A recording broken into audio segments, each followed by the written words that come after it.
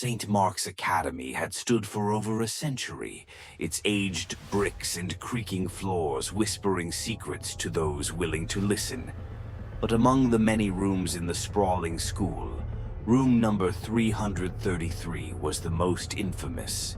Though the building had been renovated countless times, room number 333 always retained a sense of foreboding. Stories swirled around it, but no one could ever pinpoint why.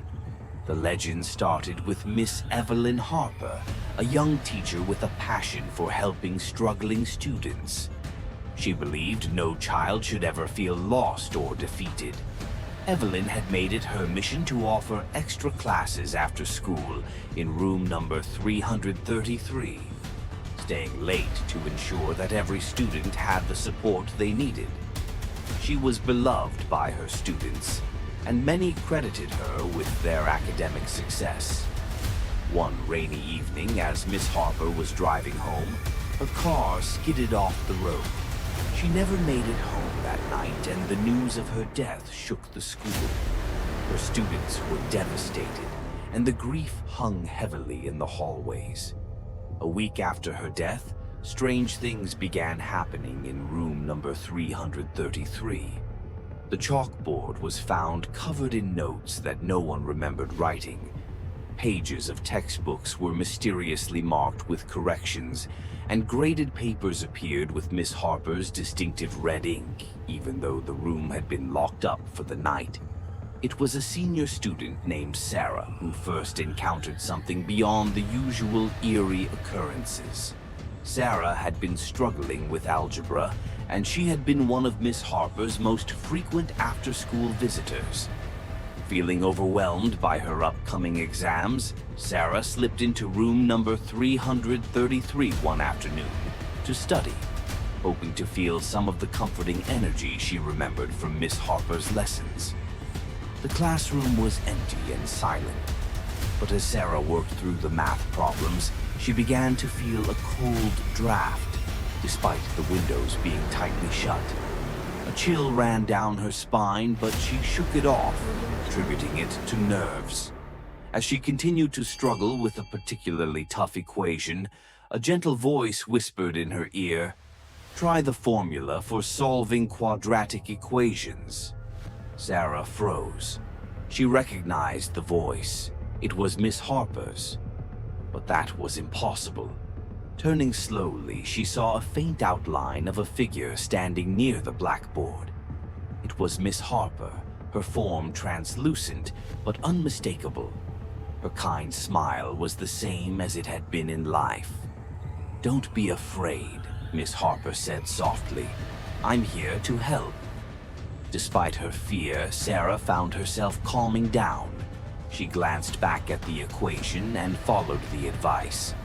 Miraculously, she solved the problem correctly. When she looked back to thank the ghostly figure, Miss Harper had vanished, leaving only the soft sound of chalk scraping against the board.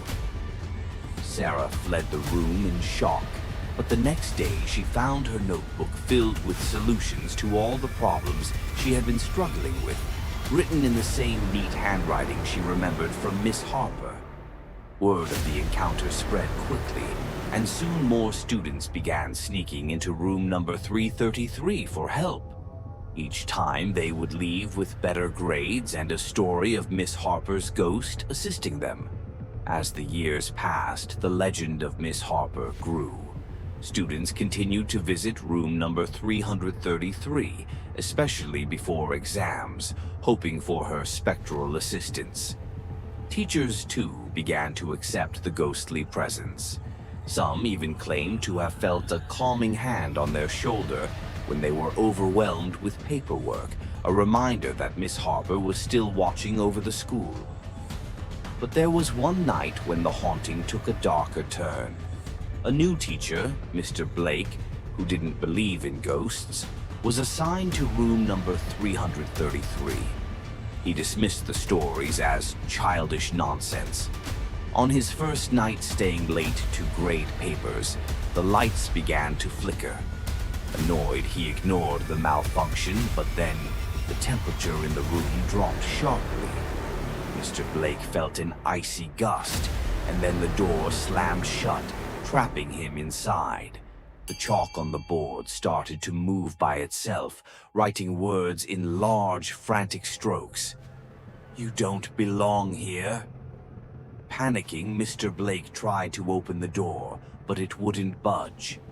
The windows rattled, and a ghostly voice echoed through the room, repeating the same words. "You don't belong here." Terrified, Mr. Blake pounded on the door until the janitor found him, pale and shaking.